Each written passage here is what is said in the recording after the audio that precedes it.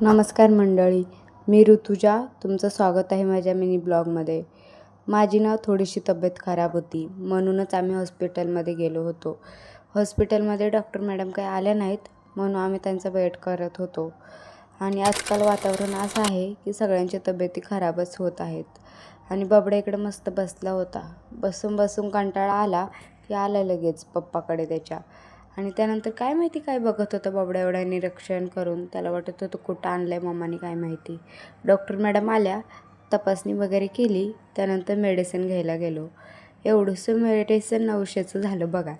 त्यानंतर घरी येताना थोडं कारभाऱ्यांचं बँकमध्ये काम होतं, म्हणून ते तिथंच गेले होते. बबड्या कसा झोपला आहे ते बघा. आज मी तुम्हाला काहीतरी दाखवणार आहे.